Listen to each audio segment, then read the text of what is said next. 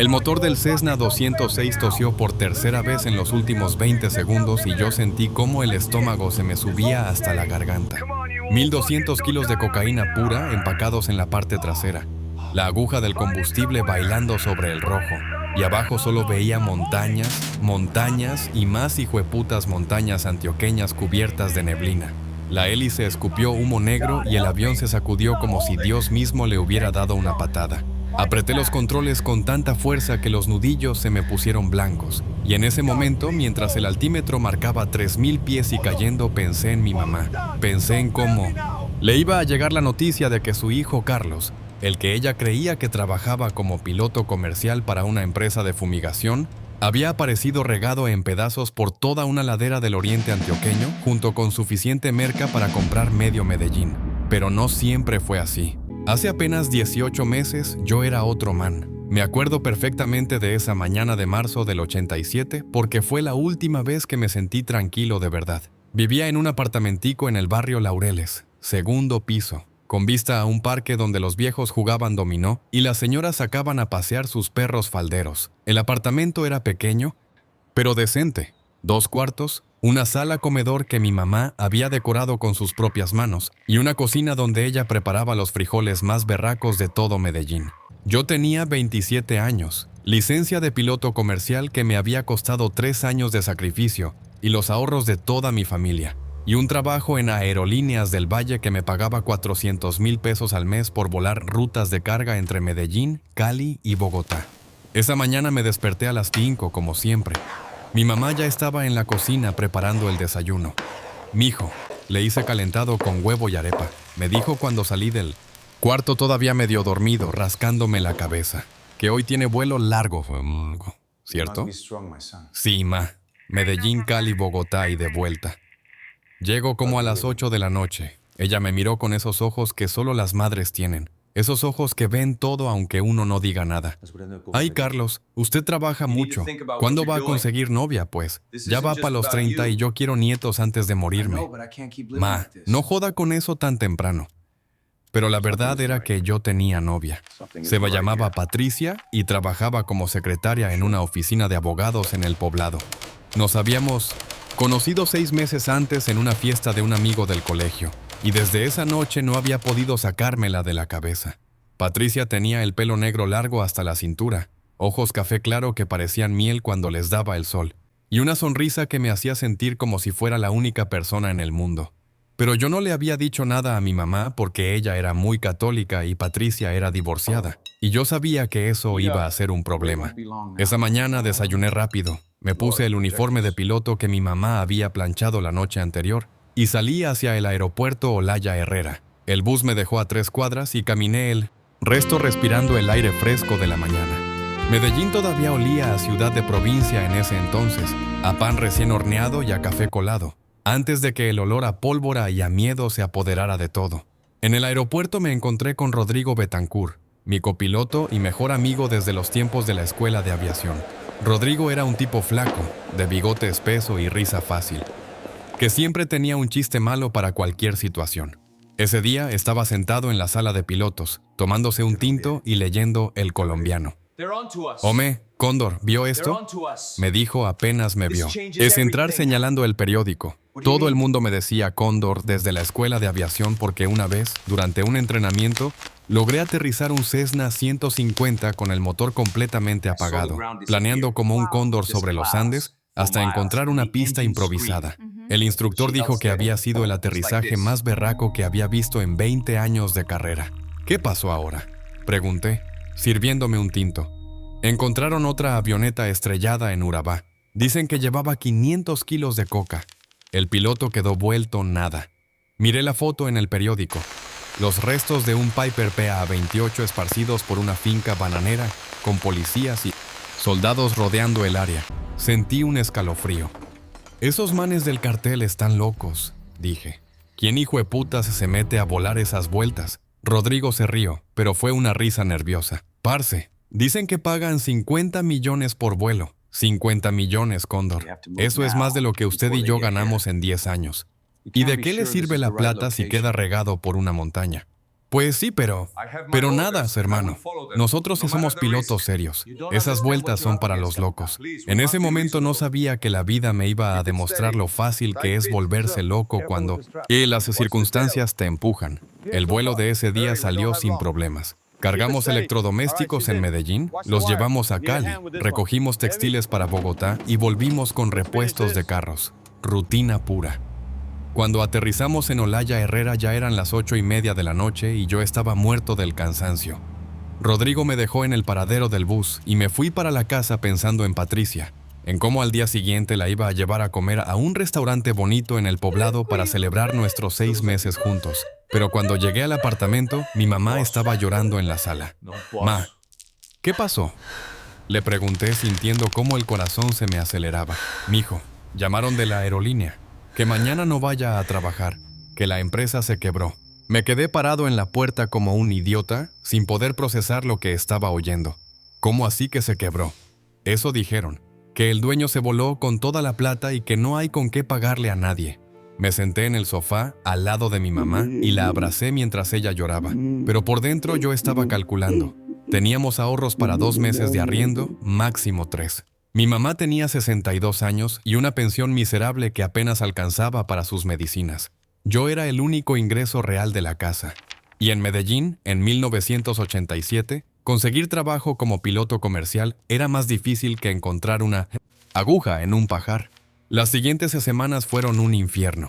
Mandé hojas de vida a todas las aerolíneas del país, a Bianca, SAM, ACES, Aerotal, hasta a unas empresas de fumigación que operaban en los llanos. Nada. Todas las puertas cerradas. La crisis económica tenía al país de rodillas y nadie estaba contratando pilotos. Patricia me apoyaba, me decía que tuviera fe, que algo iba a salir. Pero yo veía cómo los ahorros se iban acabando y cómo mi mamá empezaba a vender sus cosas para ayudar con los gastos, y sentía que me estaba ahogando. Un mes después de quedarme sin trabajo, estaba tomándome unas cervezas con Rodrigo en una tienda del barrio cuando él me soltó la bomba. Cóndor, tengo un contacto. ¿Un contacto de qué? Rodrigo miró a los lados, asegurándose de que nadie nos oyera, y bajó la voz. Un man que conoce a alguien que trabaja con los duros. Están buscando pilotos. Sentí como la sangre se me helaba. Rodrigo, no joda con eso. Parce, escúcheme. No es lo que usted cree. No es para vuelos a Estados Unidos ni nada de eso. Es para rutas internas, llevar mercancía de las fincas a las pistas de procesamiento. Vuelos cortos, de día, sin tanto riesgo. Sin tanto riesgo, repetí con sarcasmo. ¿Vio el periódico hace un mes? ¿El piloto vuelto mierda en Urabá? Ese man era un amateur, Cóndor. Usted es el mejor piloto que yo conozco. Usted aterrizó un avión sin motor, por Dios. Estos manes pagan 30 millones por vuelo. 30 millones. Con 2 vuelos usted tiene para vivir un año entero. Me quedé callado, dándole vueltas a la cerveza en la mano. 30 millones. Era más plata de la que había visto junta en toda mi vida. No, hermano, dije finalmente. Eso no es para mí. Piénselo, Cóndor. Solo piénselo. Esa noche no pude dormir. Me quedé mirando el techo del cuarto, escuchando los ronquidos suaves de mi mamá en la habitación de al lado, pensando en todo lo que ella había sacrificado para que yo pudiera estudiar, para que yo pudiera ser alguien, y ahora yo no podía ni pagar el arriendo. Pasaron 2 semanas más. Los ahorros se acabaron. Tuve que empeñar el reloj que mi papá me había dejado antes de morirse, el único recuerdo que tenía de él. Patricia empezó a ofrecerme plata prestada y yo le dije que no, que un hombre no le recibe plata a su mujer, y ella se enojó y me dijo que yo era un machista orgulloso, y peleamos. Y no nos hablamos por 3 días. Fue en esos 3 días cuando Rodrigo volvió a buscarme. Cóndor, el contacto me lo llamó. Dice que hay un vuelo la próxima semana y que necesitan un piloto ya. Pagan 40 millones porque es urgente. 40 millones. Con eso podía pagar el arriendo de un año, sacar el reloj de mi papá del empeño, llevar a mi mamá al médico especialista que necesitaba y todavía me sobraba. ¿Qué tengo que hacer? Pregunté. Y en el momento en que esas palabras salieron de mi boca, supe que mi vida había cambiado para siempre. Rodrigo me llevó a una finca en las afueras de Medellín, por la vía a Santa Elena. Era una casa grande de 2 pisos, con caballerizas y un jardín lleno de flores. Parecía la casa de un hacendado rico, no la guarida de narcotraficantes. Nos recibió un tipo alto, de unos 40 años, con el pelo engominado hacia atrás y un bigote recortado con precisión militar. Vestía una camisa de seda blanca, pantalones de lino beige y mocasines italianos que probablemente costaban más que todo mi guardarropa adjunto. «Usted es el famoso Cóndor», me dijo, estrechándome la mano con una sonrisa que no le llegaba a los ojos. «Me han hablado mucho de usted. Dicen que es el mejor piloto de Antioquia». «¿Y usted es?», pregunté, tratando de mantener la voz firme. «Me dicen el Topo, Hernando Salazar, para servirle. Pero aquí todos me conocen como el Topo». El Topo me llevó adentro de la casa, donde había otros 3 hombres esperando. Uno era gordo, y con una cadena de oro gruesa y una camisa hawaiana que le quedaba apretada. Le decían Mauricio el Gordo Sánchez, y era el encargado de la logística. Otro era flaco, nervioso, con lentes de marco grueso y pinta de contador. Se llamaba Aurelio Monsalve, y efectivamente era el contador de la operación. El tercero era un tipo joven, de mi edad más o menos, con cara de niño bueno pero ojos fríos. Se presentó como Edison Pájaro Restrepo, y después supe que era el encargado de resolver problemas, lo que en el lenguaje del cartel significaba matar gente. «Siéntese, Cóndor», me dijo el Topo señalando un sofá de cuero. «¿Quiere un whisky?» «No, gracias. Prefiero tener la cabeza clara para esto». El Topo se rió. «Me gusta. Un hombre profesional. Eso es exactamente lo que necesitamos». Durante la siguiente hora, el Topo me explicó la operación. El cartel tenía fincas de procesamiento en el Magdalena Medio, donde convertían la pasta base en cocaína pura. La mercancía tenía que moverse a pistas clandestinas en Urabá, desde donde salían los vuelos grandes hacia Centroamérica y Estados Unidos. Mi trabajo sería volar un Cessna 206, cargado con entre 500 y 1000 kilos de coca desde las fincas hasta las pistas, evitando las rutas de la policía y la DEA. «¿Cuánto pagan?», pregunté. «40 millones por vuelo, 2 vuelos al mes como mínimo. Si todo sale bien, en 6 meses usted tiene más plata de la que habría ganado en 20 años volando para esas aerolíneas de mierda. 40 millones por vuelo, 80 millones al mes, casi 1000 millones al año. Era una cantidad obscena de dinero. ¿Y si me agarran?». El Topo se encogió de hombros. «No lo van a agarrar. Tenemos gente en la policía, en el ejército, en la aerocivil. Usted vuela cuando nosotros le decimos, por donde nosotros le decimos, y nadie lo va a molestar. Pero si por alguna razón las cosas se ponen feas», hizo una pausa. «Usted no sabe nada. Usted es solo un piloto que le pagaron por llevar una carga. No conoce nombres, no conoce caras, no conoce rutas. ¿Entendido?». «Entendido». «Bien. Entonces tenemos un trato». Miré a Rodrigo. Mira a Rodrigo, que estaba parado en una esquina con cara de que había hecho lo correcto al traerme. Miré a el Topo con su sonrisa de tiburón y sus ojos calculadores. Miré las paredes de esa casa lujosa, los cuadros caros, los muebles importados, y pensé en mi mamá, en su cara de preocupación cada vez que llegaba una cuenta, en cómo había vendido los aretes que mi papá le regaló para su aniversario de bodas. «Tenemos un trato», dije, y le estreché la mano a el Topo. Mi primer vuelo fue una semana después. Rodrigo no vino conmigo. Él se quedó como contacto en Medellín, coordinando las comunicaciones. Me llevaron en camioneta hasta una finca cerca de Puerto Berrío, donde había una pista de tierra escondida entre platanales. El Cessna 206 estaba ahí esperándome, recién pintado de blanco con una matrícula falsa. En la parte trasera ya estaban cargados los bultos. 600 kilos de cocaína empacados en costales de fique, como si fueran sacos de café. El encargado de la finca era un viejo que le decían Jacinto, el abuelo Acerrera, un campesino de 70 años con cara de buena persona que había trabajado toda su vida cultivando coca para el cartel. Me ofreció un tinto antes del vuelo y me dio consejos sobre las corrientes de aire en la zona. «Tenga cuidado con la cañada del río, mijo», me dijo. «Ahí hay turbulencia brava, especialmente por la tarde». «Gracias, don Jacinto. Que Dios lo acompañe». Me subí al avión, hice la revisión de rutina y encendí el motor. Las manos me temblaban un poco, pero traté de controlarme. Era solo un vuelo, me dije. Solo tenía que llevar el avión de un punto A un punto B, como había hecho cientos de veces antes. La única diferencia era la carga. El despegue fue limpio. El Cessna se elevó sobre los platanales y yo puse rumbo al noroeste, hacia Urabá. El plan era volar bajo, a menos de 500 pies, para evitar los radares. La ruta pasaba por encima de montañas, ríos y selva, evitando pueblos y carreteras principales. 2 horas de vuelo hasta la pista de destino. Durante la primera hora todo salió perfecto. El clima estaba despejado, el motor ronroneaba suave, y yo empecé a relajarme. Esto no es tan difícil, pensé. Solo tengo que hacer esto un par de veces y ya tengo la vida resuelta. Pero entonces vi las nubes. Venían del oeste, negras y amenazantes, moviéndose rápido hacia mi posición. No estaban en el pronóstico del tiempo. En cuestión de minutos el cielo se oscureció y empezó a llover con una furia que solo se ve en el trópico. El avión se sacudía como un juguete. Las gotas golpeaban el parabrisas con tanta fuerza que no podía ver nada, y los relámpagos iluminaban las montañas que aparecían de repente frente a mí como gigantes dormidos. «Hijueputa», murmuré, agarrando los controles con todas mis fuerzas. Tuve que subir. No había otra opción. Si seguía volando bajo en esa tormenta, me iba a estrellar contra una montaña. Subí a 3000 pies, luego a 5000, tratando de salir por encima de las nubes. El motor protestaba por el esfuerzo.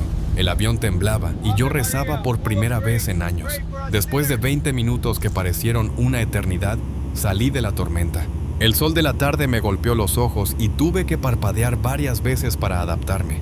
Abajo las nubes se extendían como un mar de algodón, y a lo lejos podía ver la costa del Urabá brillando en el horizonte. Aterricé en la pista clandestina sin más problemas. Era una franja de tierra compactada en medio de una finca ganadera, con vacas pastando a pocos metros de donde estacioné el avión. Me esperaban 3 hombres armados con fusiles y un tipo en traje que parecía ser el encargado. Descargaron los bultos en menos de 10 minutos. Me dieron un maletín con 40 millones en efectivo y me dijeron que me fuera antes de que oscureciera. El vuelo de regreso fue tranquilo. La tormenta se había movido hacia el sur y el cielo estaba despejado. Aterricé en una pista privada cerca de Río Negro, donde Rodrigo me esperaba con una camioneta. Cuando me bajé del avión, las piernas me temblaban tanto que casi me caigo. «¿Cómo le fue, parce?», me preguntó Rodrigo. «Casi me mato», le dije. «Pero aquí está la plata». Esa noche llegué a mi casa con 20 millones en efectivo escondidos en una maleta. Los otros 20 se los di a Rodrigo como comisión por el contacto. Mi mamá estaba dormida cuando entré, así que escondí la plata debajo de mi colchón y me acosté a su lado en la sala, mirando el techo, sin poder creer lo que acababa de hacer. Al día siguiente saqué el reloj de mi papá del empeño. Pagué 3 meses de arriendo por adelantado. Llevé a mi mamá al cardiólogo que necesitaba ver desde hacía meses y la invité a almorzar a un restaurante bonito en el poblado, donde ella pidió bandeja paisa y se rió como no la había visto reírse en años. «Mijo, ¿de dónde sacó toda esta plata?», me preguntó mirándome con esos ojos que veían todo. «Me salió un trabajo nuevo, ma. Una empresa de fumigación en los llanos. Pagan muy bien». «¿Y es seguro?». «Claro, ma. Es solo fumigar cultivos. Nada peligroso». Ella me miró por un momento largo y yo supe que no me creía del todo, pero no dijo nada. Solo asintió y siguió comiendo su bandeja paisa, y yo sentí cómo el peso de la mentira se instalaba en mi pecho como una piedra. Los siguientes 3 meses fueron los mejores y los peores de mi vida. Hice 8 vuelos más para el cartel, cada uno más fácil que el anterior. Aprendí las rutas, conocí las pistas, me familiaricé con los contactos. El topo estaba encantado conmigo y empezó a presentarme a gente más importante de la organización. Fue así como conocí a Popeye. Lo vi por primera vez en una fiesta en una finca de El Poblado. Una de esas fiestas donde había más cocaína que comida y más putas que invitados. Popeye era un tipo de estatura media, con bigote y ojos pequeños que parecían estar siempre calculando algo. Vestía una chaqueta de cuero negro y pantalones de mezclilla, y llevaba una pistola en la cintura como si fuera lo más normal del mundo. «Así que usted es el famoso Cóndor», me dijo, estrechándome la mano con una fuerza innecesaria. «El topo me ha hablado mucho de usted. Dice que es el mejor piloto que ha tenido». «Hago lo que puedo», respondí tratando de parecer tranquilo. «El patrón quiere conocerlo». Sentí como el corazón se me detenía por un segundo. ¿El patrón? «Don Pablo. Ha oído hablar de sus vuelos y quiere verlo en persona. Es un honor, Cóndor. No mucha gente tiene esa oportunidad». 2 días después, Popeye me llevó a la Hacienda Nápoles. Yo había oído historias sobre ese lugar, pero nada me preparó para lo que vi. Era como entrar en otro mundo, un portón gigante con un avión Piper encima, kilómetros de tierra verde con lagos artificiales y animales exóticos por todos lados. Vían hipopótamos, jirafas, elefantes, canguros. Era el zoológico privado más grande que había visto en mi vida. La casa principal era una mansión de estilo colonial, con columnas blancas y un techo de tejas rojas. Adentro todo era lujo, pisos de mármol, muebles importados, obras de arte en las paredes. Y en medio de todo eso, sentado en un sofá de cuero blanco, estaba Pablo Escobar. Era más bajo de lo que imaginaba, con una barriga prominente y un bigote espeso. Vestía una camiseta polo azul y jeans, como si fuera un papá de familia cualquiera. Pero había algo en sus ojos, una intensidad que te hacía sentir que podía ver a través de ti, que te ponía los pelos de punta. «Cóndor», dijo, levantándose para saludarme. «Por fin nos conocemos. Siéntese, siéntese. ¿Quiere algo de tomar?» «Un agua, por favor», dije. Y mi voz sonó más firme de lo que me sentía. Pablo se rió. «Un piloto que no toma. Me gusta. Los borrachos no me sirven para nada». Durante la siguiente hora, Pablo me hizo preguntas sobre mi vida, mi familia, mi experiencia como piloto.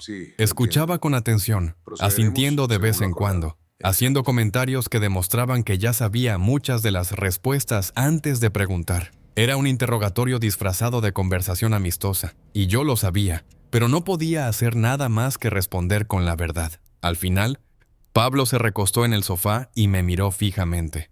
«Cóndor, usted me cae bien. Es profesional, es discreto y tiene huevos. Eso es lo que necesito. Quiero que trabaje directamente para mí, no para el topo. Los vuelos van a ser más grandes, más importantes, y la paga va a ser mejor». ¿Qué dice? No era realmente una pregunta. Cuando Pablo Escobar te ofrecía algo, no había forma de decir que no. «Será un honor, don Pablo». «Bien, Popeye lo va a poner al día con todo». Es un trato. «Bienvenido a la familia, Cóndor». Me se estrechó la mano, y en ese momento supe que había cruzado una línea de la que no había regreso. Los meses siguientes fueron una vorágine. Pasé de ganar 40 millones por vuelo a ganar 100. Me mudé a un apartamento más grande en el poblado. Le compré una casa a mi mamá en Envigado y empecé a usar ropa de marca y relojes caros. Patricia estaba feliz con el cambio, aunque nunca le conté la verdad sobre de dónde venía el dinero. Le dije que me habían ascendido en la empresa de fumigación, que ahora era gerente de operaciones, y ella me creyó porque quería creerme. Pero la vida en el cartel no era solo plata y lujos, también era violencia. La primera vez que vi morir a alguien fue en una pista clandestina cerca de Apartado. Estábamos descargando un envío cuando llegaron unos tipos en camionetas, disparando. Eran del cartel de Cali, según me dijeron después, tratando de robarse la mercancía. El Limón, uno de los hombres de confianza de Pablo, estaba ahí ese día. Era un tipo flaco, de ojos hundidos y sonrisa cruel, que siempre llevaba una metralleta colgada del hombro como si fuera un accesorio de moda. Cuando empezó la balacera, yo me tiré al suelo detrás de unas pacas de coca. Los disparos se sonaban como truenos, las balas silbaban por encima de mi cabeza, y yo solo podía pensar en que iba a morir ahí, en medio de la selva, sin poder despedirme de mi mamá. Pero el Limón y sus hombres eran mejores. En menos de 5 minutos, los atacantes estaban todos muertos. 6 cuerpos tirados en el barro, con los ojos abiertos, mirando al cielo, y la sangre mezclándose con la lluvia que había empezado a caer. El Limón se acercó a mí y me ofreció la mano para ayudarme a levantar. ¿Está bien, Cóndor? Sí, mentí, aunque las piernas me temblaban tanto que apenas podía mantenerme de pie. Bienvenido al negocio de verdad, parce, dijo, y se rió como si acabara de contar un chiste. Esa noche no pude dormir. Me quedé sentado en la sala de mi apartamento nuevo, mirando las luces de Medellín por la ventana, pensando en los ojos muertos de esos hombres. Ellos también tenían familias, pensé. Ellos también tenían mamás que los esperaban en casa. Pero al día siguiente me levanté, me bañé, me vestí y fui a hacer otro vuelo. Porque así era la vida ahora. Así era mi vida. Pasaron 6 meses. Hice más de 20 vuelos para Pablo, cada uno más grande que el anterior. Me convertí en uno de sus pilotos de confianza, en parte del círculo interno. Conocí a los otros pilotos, a los químicos, a los sicarios. Aprendí los códigos del negocio. Nunca hablar de más, nunca hacer preguntas, nunca mirar a nadie a los ojos por mucho tiempo y sobre todo nunca traicionar al patrón. Pero también empecé a notar cosas, pequeñas cosas que no cuadraban. Vuelos que se cancelaban sin explicación, pilotos que desaparecían de un día para otro, rumores de que había un infiltrado en la organización, alguien que estaba pasando información a la DEA. Una noche, después de un vuelo particularmente largo, estaba tomándome unas cervezas con Rodrigo en mi apartamento cuando él me soltó algo que me heló la sangre. Cóndor, tengo que decirle algo. ¿Qué pasó? El topo. Lo mataron ayer. Me quedé mirándolo sin poder creer lo que estaba oyendo. ¿Cómo así? Dicen que era el sapo, que él era el que estaba pasando información a los gringos. Popeye lo interrogó personalmente y el topo confesó todo antes de que lo mataran. El topo. El hombre que me había reclutado, que me había enseñado las rutas, que me había presentado con Pablo. Era un informante de la DEA. Hijueputa, murmuré. Hay más, parce.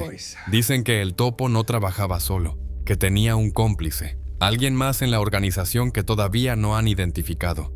Sentí como el miedo me recorría el cuerpo como una descarga eléctrica. Si había otro informante, eso significaba que todos estábamos bajo sospecha. Y en el cartel, la sospecha era suficiente para terminar muerto. ¿Saben quién es? No, pero están investigando. Popeye tiene órdenes de encontrarlo. Acomodé lugar. Esa noche no dormí. Me quedé despierto hasta el amanecer, repasando cada conversación, cada vuelo, cada encuentro de los últimos meses, tratando de recordar si había dicho o hecho algo que pudiera parecer sospechoso. No se me ocurría nada, pero eso no significaba nada. En el mundo de Pablo, la paranoia era una forma de vida. Una semana después, me llamaron a una reunión en una finca de Envigado. Cuando llegué, vi que estaban todos los pilotos del cartel, unos 15 en total, sentados en sillas de plástico en el patio de la casa. Popeye estaba al frente, con el limón a su lado, y los dos tenían caras de funeral. «Señores», dijo Popeye, su voz cortante como un cuchillo. «Como ya saben, tenemos un problema. Hay un sapo entre nosotros, alguien que está trabajando con los gringos para tumbar la operación». Miré a los otros pilotos. Todos tenían la tarea con la misma expresión de miedo controlado, la misma tensión en los hombros, la misma forma de evitar el contacto visual. «El patrón está muy disgustado», continuó Popeye. «Y cuando el patrón está disgustado, todos sufrimos. Así que les voy a dar una oportunidad. Si el sapo se entrega ahora, le prometo una muerte rápida. Si no se entrega y lo encontramos después». Dejó la frase en el aire, pero todos sabíamos lo que significaba. Nadie dijo nada. El silencio era tan denso que podía cortarse con un cuchillo. «Bien», dijo Popeye después de un minuto. «Entonces vamos a hacer esto de la manera que es difícil. A partir de ahora todos están bajo vigilancia. Todos. No me importa quién sea. Si encuentro algo sospechoso, lo que sea, esa persona va a desear no haber nacido. ¿Entendido?» «Entendido», respondimos todos al unísono, como un coro de condenados. Las siguientes semanas fueron un infierno. Cada vez que sonaba el teléfono, pensaba que era Popeye llamando para decirme que sabían que yo era el sapo. Cada vez que veía una camioneta estacionada cerca de mi apartamento, pensaba que eran sicarios esperando para matarme. Empecé a perder peso, a dormir mal, a tomar más de la cuenta. Patricia se dio cuenta de que algo andaba mal y empezó a hacer preguntas que yo no podía responder. «Carlos, ¿qué te pasa?», me preguntó una noche, después de que yo me despertara gritando por tercera vez esa semana. «Estás muy raro últimamente. ¿Hay algo que me quieras contar?» «No es nada, mi amor, solo estrés del trabajo». «¿Estrés de fumigar cultivos?» «Carlos, no soy boba. Sé que me estás ocultando algo». La miré a los ojos, esos ojos color miel que me habían enamorado desde el primer día, y sentí unas ganas enormes de contarle todo. De decirle que yo no era el hombre que ella creía, que estaba metido hasta el cuello en el negocio de la coca, que había visto morir gente y no había hecho nada para evitarlo. Pero no pude. Si le contaba la verdad, la ponía en peligro. Y eso era algo que no podía permitir. «Confía en mí», le dije. «Todo vas a estar bien», pero nada iba a estar bien, porque 3 días después de esa conversación, recibí la llamada que cambiaría todo. Era Popeye. «Cóndor, necesito que venga a la finca de Envigado. Ahora». ¿Pasó algo? Encontramos al sapo.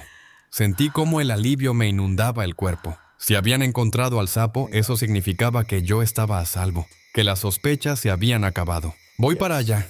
Cuando llegué hasta la finca, vi algo que nunca voy a poder olvidar. En el patio, atado a una silla, estaba Rodrigo, mi mejor amigo, mi hermano. El hombre que me había metido en este negocio. Tenía la cara hinchada por los golpes, un ojo cerrado y sangre seca en la boca. Pero lo peor eran sus ojos. Esos ojos que siempre habían tenido un brillo de picardía, ahora estaban vacíos, muertos, como si ya supiera lo que venía. «Cóndor», dijo Popeye, acercándose a mí con una sonrisa que me heló la sangre. «Qué bueno que llegó. Quería que viera esto». «¿Qué está pasando?», pregunté. Aunque ya sabía la respuesta. Su amigo Rodrigo ha estado muy ocupado estos últimos meses. Resulta que el topo no era el único sapo. Rodrigo también estaba trabajando con los gringos. Él fue quien le pasó a la DEA las rutas de los vuelos, los nombres de los pilotos, todo.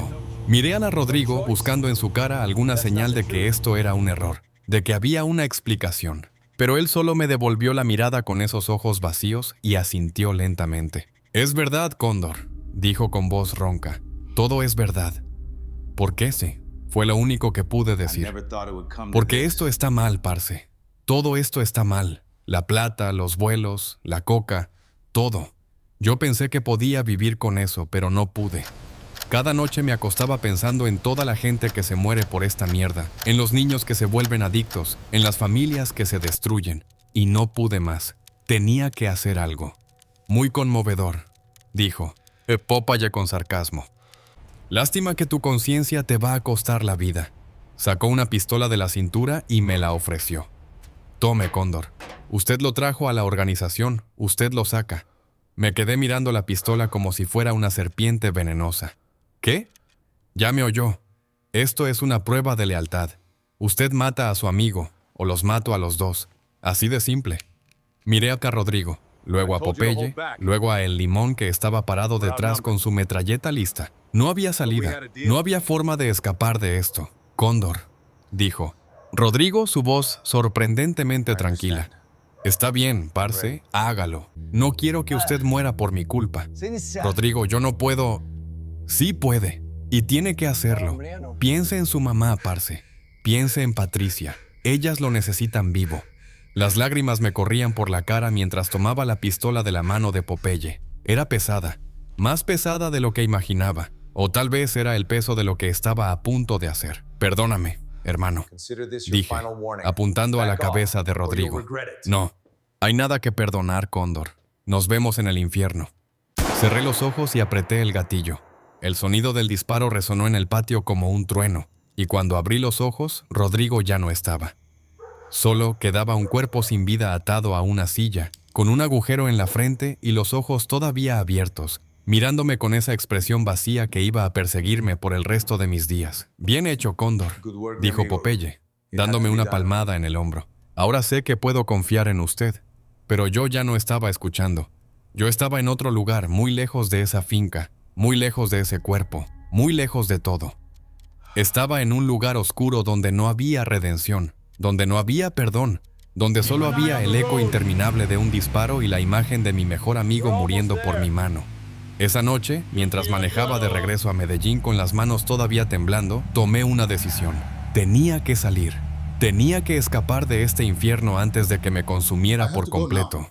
Pero sabía que salir del cartel era prácticamente imposible. La única forma de dejar a Pablo Escobar era en una bolsa para cadáveres, a menos que encontrara otra forma. A menos que hiciera algo tan grande, tan arriesgado, que me diera suficiente ventaja para negociar mi salida.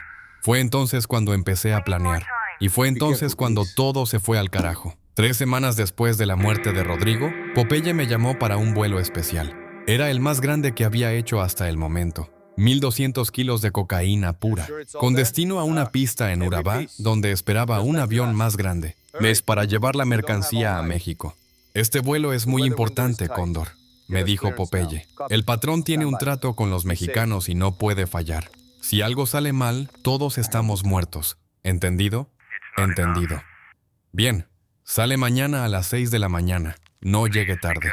El vuelo empezó sin problemas. Despegué de una pista cerca de Puerto Triunfo con el Cessna cargado hasta el tope y puse rumbo al noroeste siguiendo la ruta que conocía de memoria. El clima estaba despejado, el motor funcionaba perfecto y yo empecé a relajarme un poco. Pero, entonces, a mitad de camino, el motor empezó a toser. Primero fue un pequeño tirón, casi imperceptible, luego otro, más fuerte, y luego el motor se apagó por completo. Miré los instrumentos, tratando de entender qué estaba pasando. La aguja del combustible marcaba 1/4 de tanque, suficiente para llegar al destino. La temperatura del motor estaba normal. Todo parecía en orden excepto que el motor no funcionaba. «Hijueputa», murmuré, tratando de reiniciar el motor. Nada. Lo intenté otra vez. Nada. El avión empezó a perder altitud rápidamente. Miré por la ventana buscando un lugar donde aterrizar. Solo veía montañas y selva. No había pistas, no había campos abiertos, no había nada.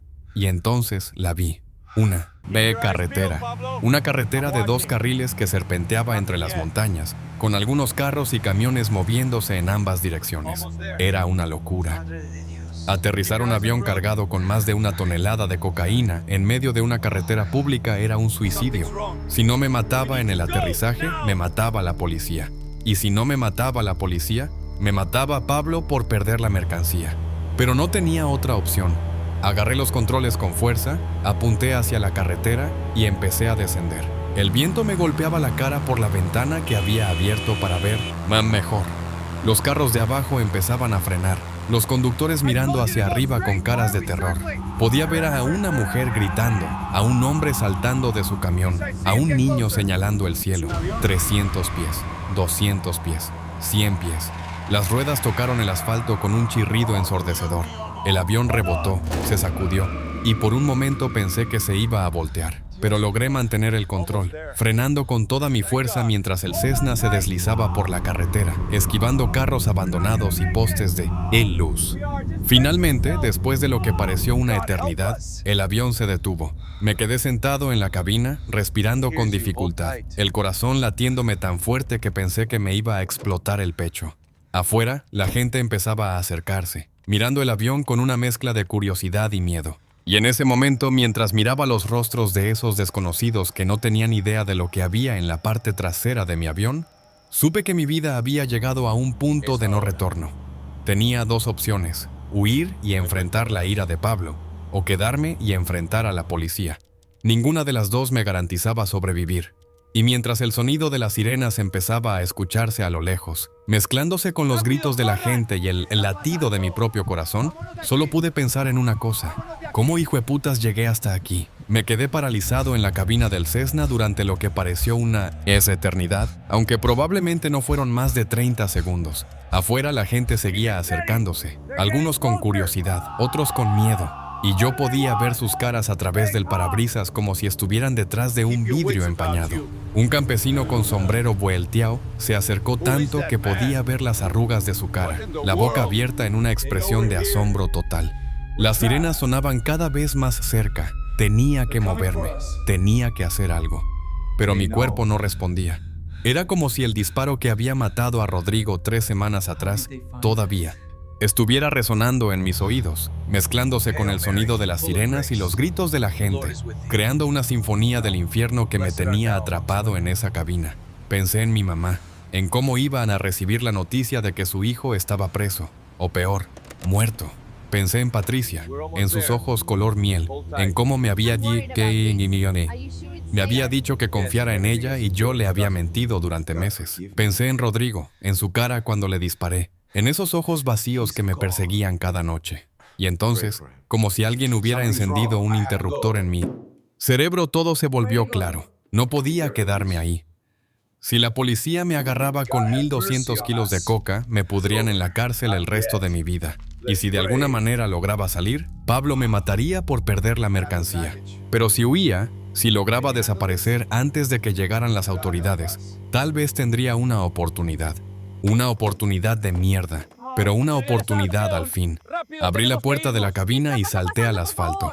Las piernas me temblaban tanto que casi me caigo, pero me sostuve contra el fuselaje del avión y empecé a caminar. La gente se apartaba a mi paso, mirándome con una mezcla de miedo y fascinación, como si fuera un fantasma o un demonio que acababa de caer del cielo. Un hombre intentó agarrarme del brazo. «Oiga, ¿está bien? ¿Qué lleva en ese avión?» Lo empujé con más fuerza de la necesaria y seguí caminando. Las sirenas estaban cada vez más cerca.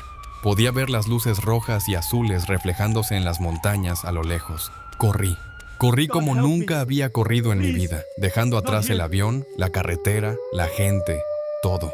Me metí entre los árboles que bordeaban el camino y seguí corriendo cuesta arriba, sin mirar atrás, sin pensar en nada más que en poner distancia entre yo y ese Cessna lleno de coca. Después de 20 minutos, cuando ya no podía respirar y las piernas me ardían como si estuvieran en llamas, me detuve detrás de una roca grande y miré hacia abajo. Desde ahí podía ver la carretera, el avión rodeado de patrullas de policía, los uniformados sacando los bultos de la parte trasera. Podía ver cómo mi vida se desmoronaba en tiempo real. Estaba jodido, completamente jodido. Me senté en el suelo húmedo, con la espalda contra la roca, y traté de pensar. Necesitaba un plan, necesitaba contactar a alguien, necesitaba el radio. Hijueputa, el radio. Lo había dejado en el avión.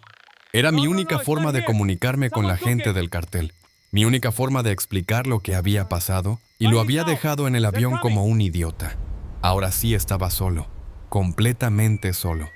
Pasé la noche escondido en la montaña, temblando de frío y de miedo. No dormí ni un minuto. Cada ruido me parecía un sicario acercándose, cada sombra un policía con las esposas listas. Cuando amaneció, tenía la ropa empapada de rocío y el cuerpo tan adolorido que apenas podía moverme. Caminé durante horas por entre la selva, tratando de orientarme, buscando algún camino que me llevara a un pueblo donde pudiera conseguir transporte. Finalmente, al mediodía, encontré una carretera secundaria y logré parar un bus que iba hacia Medellín. El conductor me miró con desconfianza cuando subí, sucio, despeinado, con la ropa rota y cara de loco. ¿Qué le pasó, hermano? Me perdí en el monte, mentí. Estaba de cacería y me separé del grupo. No me creyó, pero tampoco me echó del bus. Me senté en el último asiento, tratando de hacerme invisible, y miré por la ventana mientras el paisaje antioqueño pasaba frente a mis ojos. ¿Qué iba a hacer ahora? No podía volver a mi apartamento. Seguro ya lo tenían vigilado. No podía ir donde mi mamá. La pondría en peligro. No podía buscar a Patricia. La arrastraría conmigo al infierno. Solo había una persona que podía ayudarme. Una persona que tenía el poder de protegerme o destruirme. Tenía que encontrar a Pablo. Llegué a Medellín al atardecer. El bus me dejó en la terminal del norte y yo caminé hasta una tienda de barrio donde sabía que operaba uno de los contactos menores del cartel, un tipo que le decían Bernardo el Flaco Muñoz. Era un hombre de unos 50 años, flaco como su apodo indicaba, con una cara alargada y ojos hundidos que siempre parecían estar calculando algo. Tenía una tienda de abarrotes que servía como fachada para lavar dinero y pasar mensajes. Cuando entré en la tienda, el flaco estaba detrás del mostrador, leyendo un periódico. Levantó la vista y me reconoció de inmediato.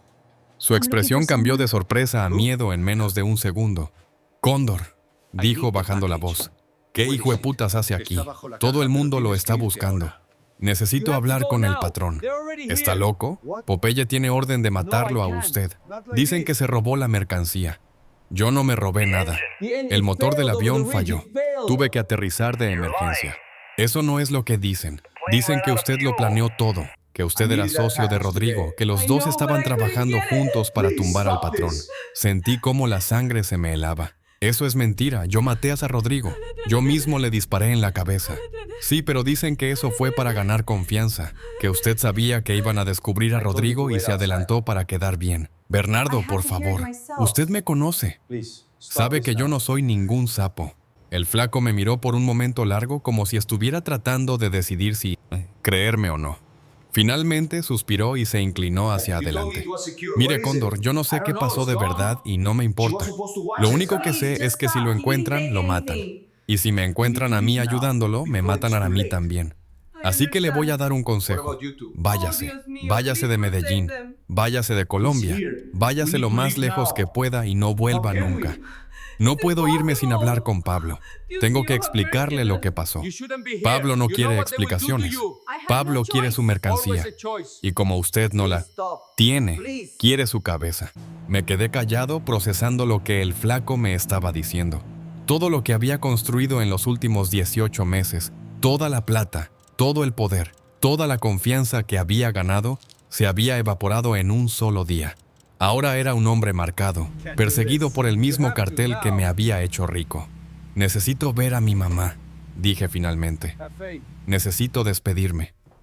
No sea pendejo, Cóndor. Su mamá está vigilada. Patricia también.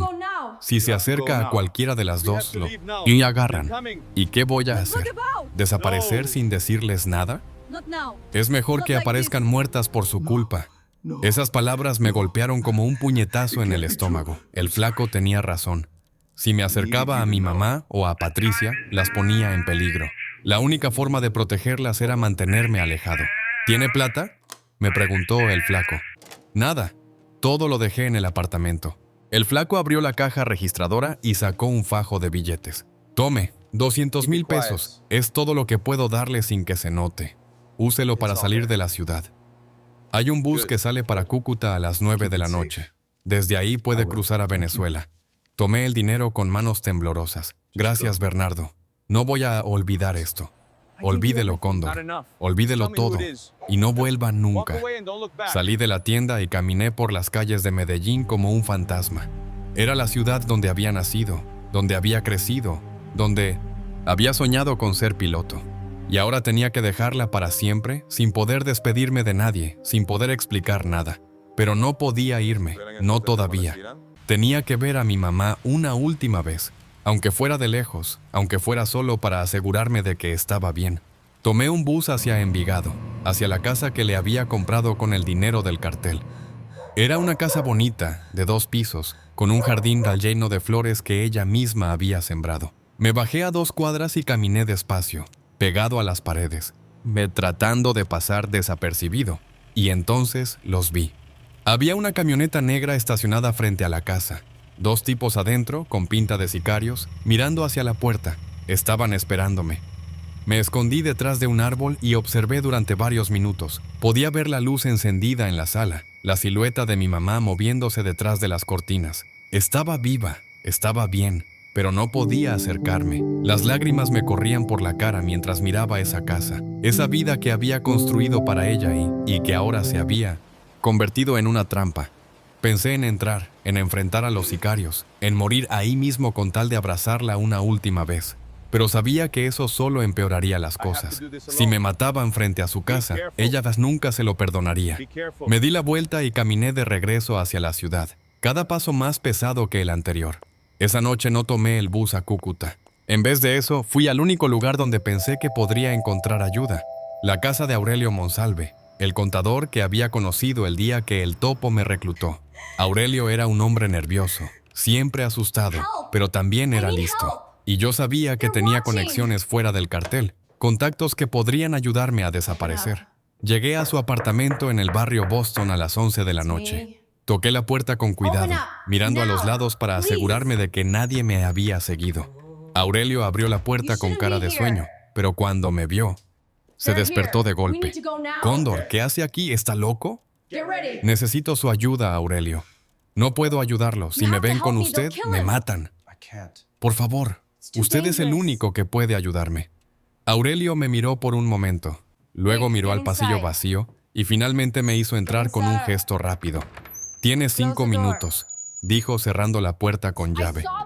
«Hable rápido». Le conté todo.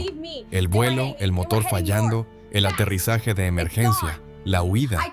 Le conté cómo me habían culpado de robarme la mercancía, cómo ahora todo el cartel me estaba buscando para matarme.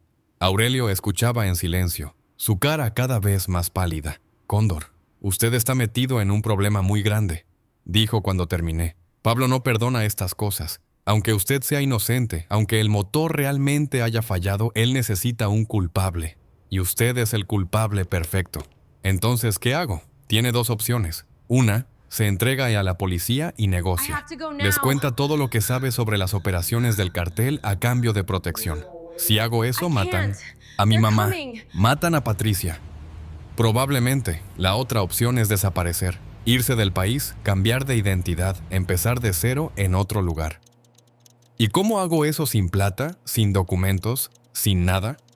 Aurelio se quedó callado por un momento como si estuviera debatiendo consigo mismo. Finalmente se levantó y fue hacia un armario en la esquina del cuarto. Sacó una caja de zapatos y la abrió.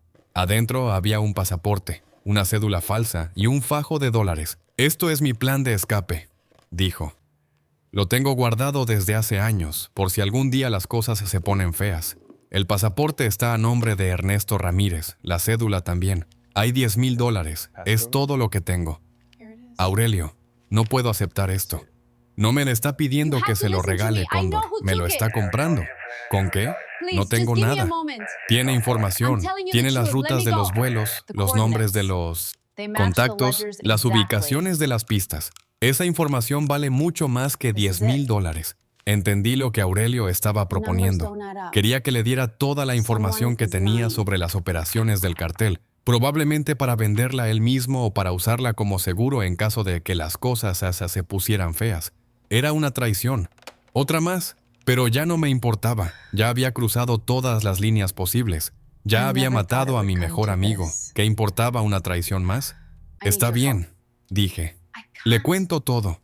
Durante las siguientes 2 horas, le di a Aurelio toda la información que tenía. Las rutas de vuelo, las coordenadas de las pistas clandestinas, los nombres de los contactos en cada zona, los horarios de los envíos, todo. Aurelio tomaba notas en una libreta, su mano temblando mientras escribía. Cuando terminé, me dio el pasaporte, la cédula y el dinero. «Váyase ahora», dijo. «Hay un vuelo comercial a Panamá que sale a las 6 de la mañana. Desde ahí puede ir a donde quiera». «Gracias, Aurelio». «No me agradezca, Cóndor. Esto es un negocio, nada más. Y le recomiendo que no vuelva nunca a Colombia. Si lo hace, está muerto». Salí del apartamento de Aurelio y caminé hacia el aeropuerto. Eran las 3 de la mañana y las calles estaban vacías. Medellín dormía, ajena al drama que se estaba desarrollando en sus entrañas. Pero no llegué al aeropuerto. A 2 cuadras de la casa de Aurelio, una camioneta negra se detuvo a mi lado. La puerta se abrió y 2 hombres me agarraron antes de que pudiera reaccionar. Me metieron en la parte trasera y me pusieron una capucha en la cabeza. «Quieto, hijueputa», dijo una voz que reconocí de inmediato. Era Popeye. Me llevaron a una finca en las afueras de la ciudad. No sé exactamente dónde porque tenía la capucha puesta todo el tiempo, pero por el tiempo del viaje y los sonidos, calculé que estábamos en algún lugar cerca de La Ceja o Río Negro. Cuando me quitaron la capucha, estaba en un sótano de concreto, atado a una silla de metal. Frente a mí, sentado en otra silla, estaba Popeye. A su lado de pie estaba el Limón con su metralleta. «Cóndor, Cóndor, Cóndor», dijo Popeye moviendo la cabeza con falsa decepción. «¿Qué vamos a hacer con usted?» «Popeye, le juro que yo no me robé nada. El motor del avión falló. Tuve que aterrizar de emergencia». «Sí, eso me dijeron. También me dijeron que salió corriendo como una rata en vez de quedarse a proteger la mercancía». «¿Qué querías que hiciera? ¿Que me dejara agarrar por la policía? Quería que murieras con la mercancía como un hombre. No que huyeras como un cobarde». Popeye se levantó y caminó hacia mí, su cara a centímetros de la mía. «Pero eso no es lo peor, Cóndor. Lo peor es que acabamos de recibir una llamada muy interesante. Parece que nuestro amigo Aurelio Monsalve acaba de contactar a unos gringos ofreciéndoles información sobre las operaciones del cartel.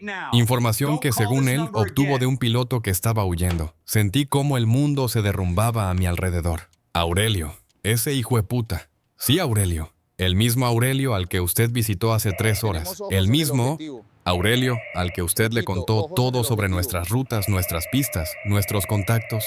Popeye, yo no sabía que él iba a... ¡Cállese!, gritó Popeye golpeándome en la cara con el puño cerrado. El dolor explotó en mi mandíbula y sentí el sabor de la sangre en la boca. Usted traicionó al patrón, Cóndor. Primero perdió la mercancía y ahora vendió información a los enemigos. ¿Sabe lo que eso significa? Por favor, Popeye, déjame hablar con don Pablo. Déjame explicarle. Don Pablo no quiere hablar con usted. Don Pablo quiere que usted desaparezca. Popeye sacó una pistola de la cintura y me apuntó a la cabeza. ¿Últimas palabras, Cóndor? Cerré los ojos, esperando el disparo. Pensé en mi mamá, en Patricia, en Rodrigo. Pensé en todo lo que había perdido, en todo lo que había sacrificado, en todo lo que había destruido. Y pensé que tal vez esto era lo que merecía. Tal vez la muerte era el único final posible para alguien como yo. Pero el disparo no llegó. En cambio, escuché el sonido de un teléfono sonando. Popeye maldijo en voz baja y contestó. ¿Aló? Sí, patrón. Sí, lo tenemos aquí. Sí, estaba a punto de... ¿Qué? ¿Está seguro? Pero patrón, este hijo de puta... Sí, entiendo. Como usted diga. Popeye colgó el teléfono y me miró, con una expresión que no pude descifrar. Es tu día de suerte, Cóndor. El patrón quiere verte. Me subieron a la camioneta otra vez, pero esta vez sin capucha. Popeye iba adelante, manejando, mientras el Limón me vigilaba en el asiento trasero con la metralleta apuntándome al pecho.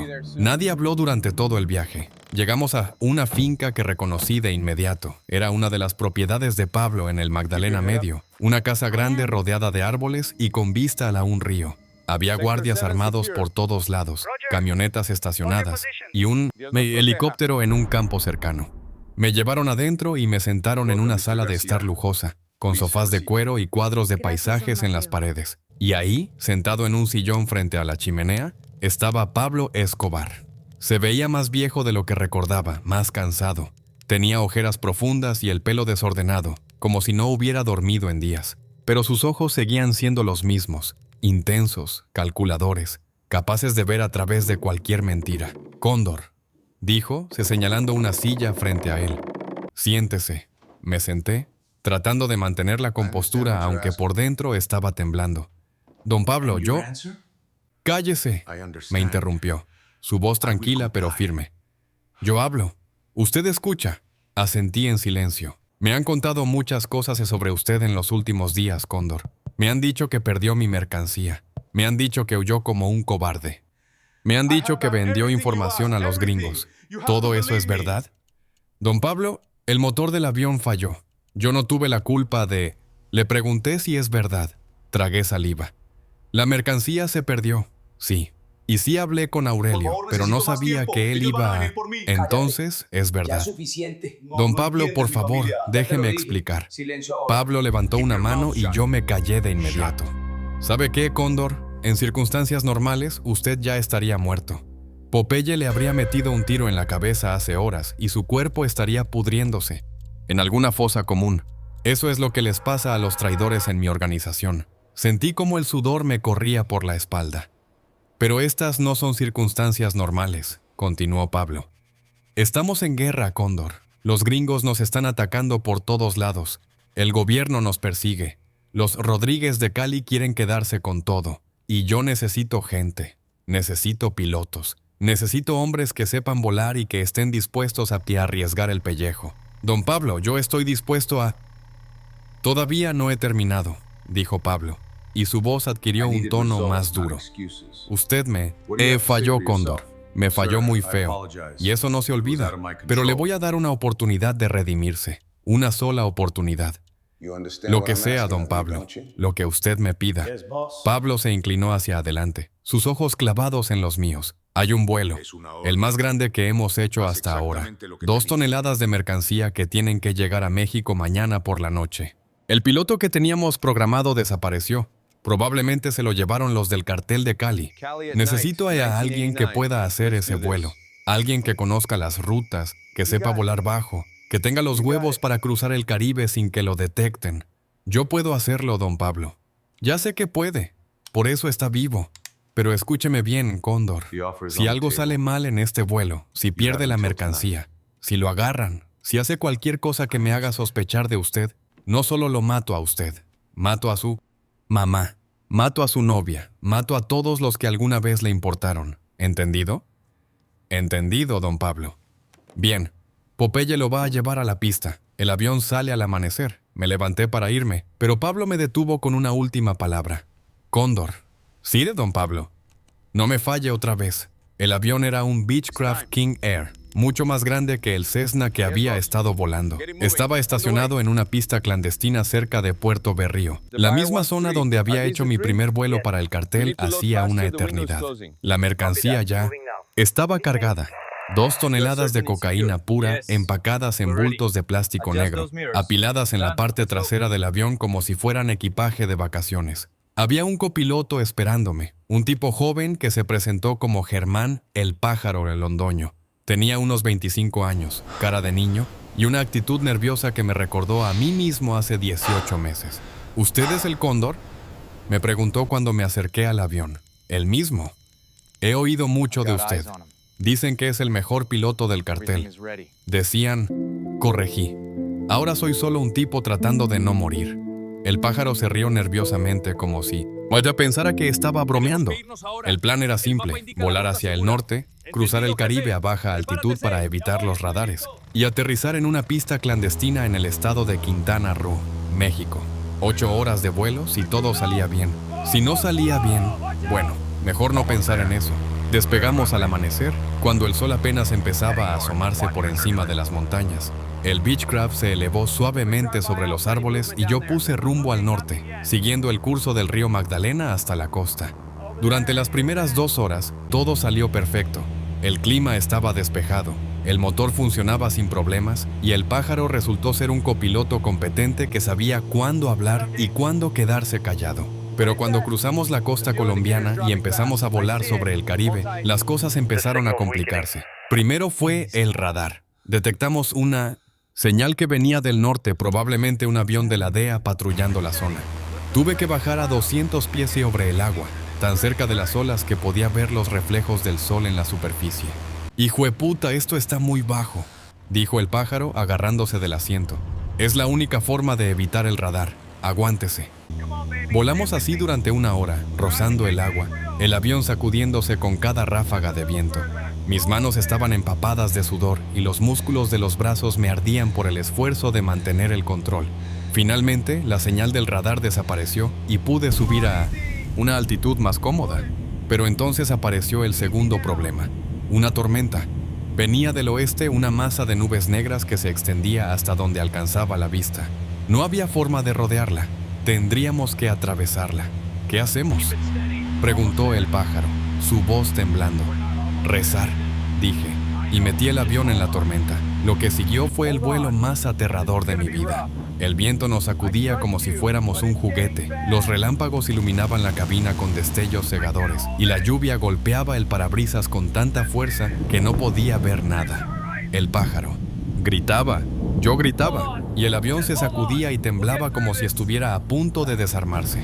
En un momento, un rayo cayó tan cerca que sentí el calor en la cara.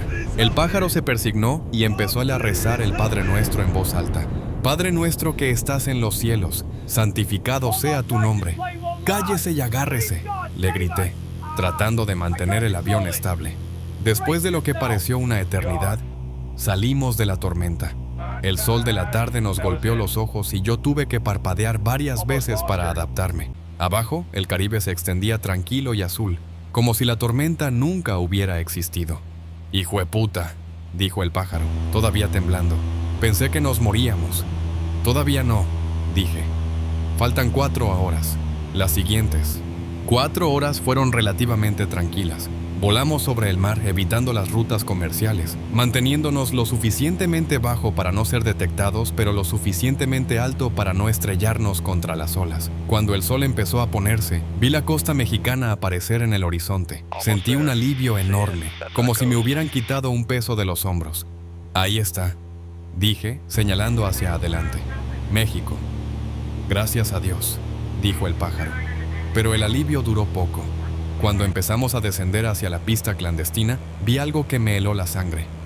Había luces en el suelo, muchas luces, demasiadas luces.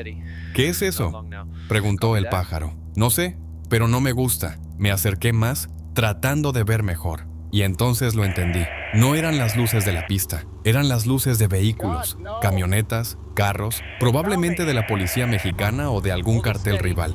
La pista estaba comprometida. «¡Mierda!», dije. «Nos tendieron una trampa». «¿Qué hacemos?». «Abortar.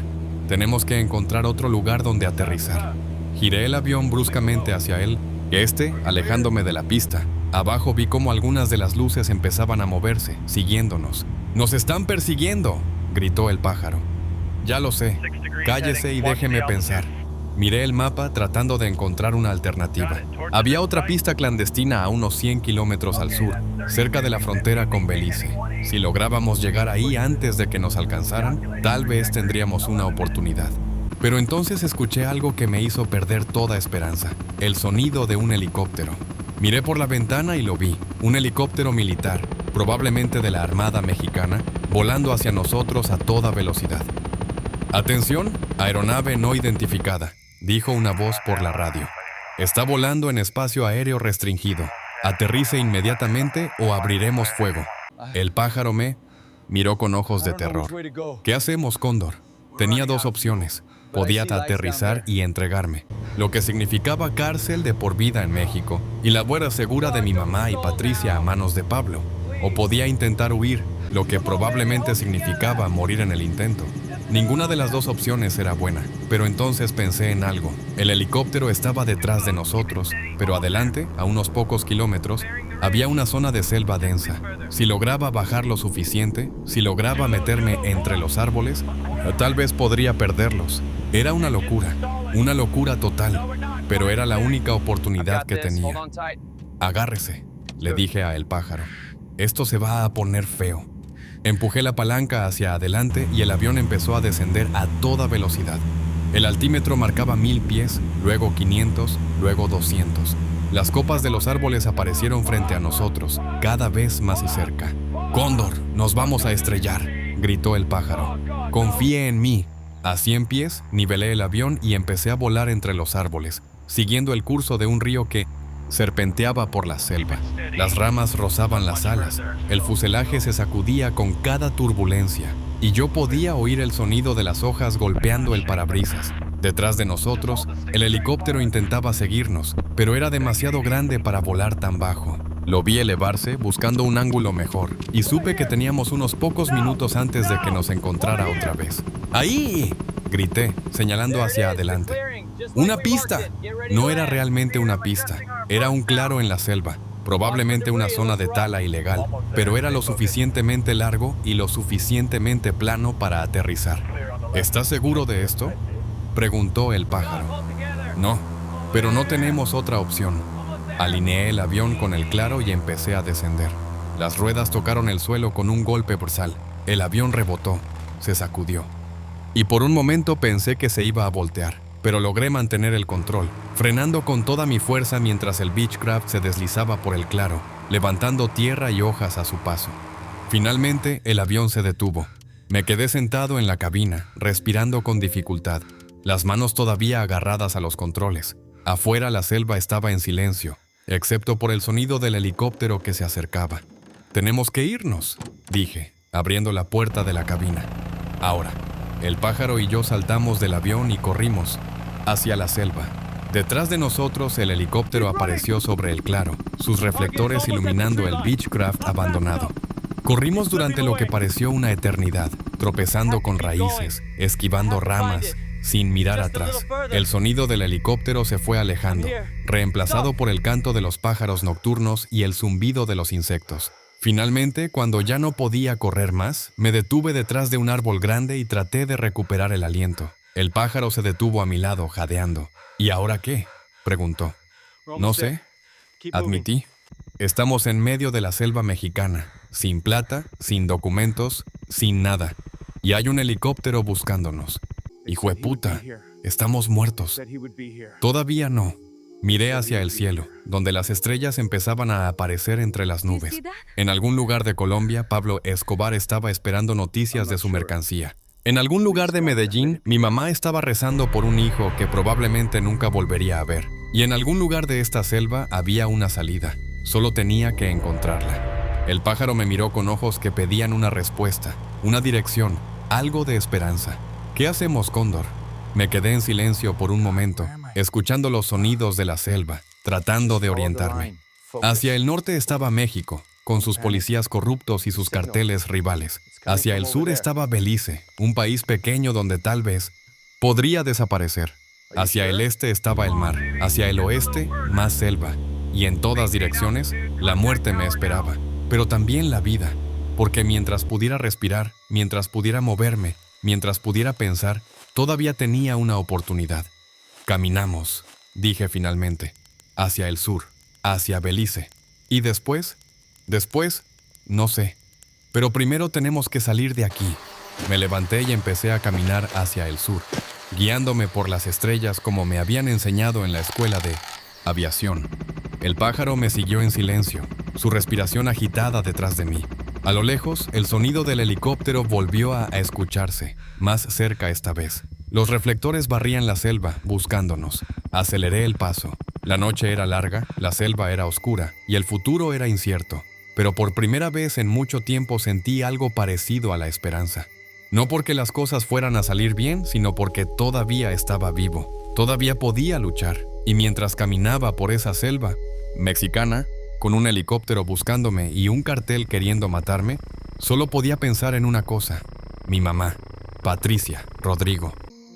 Todos los que había perdido, todos los que había traicionado, todos los que había amado. ¿Valió la pena? ¿Valió la pena todo este sufrimiento por un poco de plata? La respuesta era obvia: no, nunca valió la pena. Pero ya era demasiado tarde para arrepentirse. El helicóptero se acercaba. Los reflectores barrían los árboles a pocos metros de donde estábamos. El pájaro me agarró del brazo, su cara pálida de terror.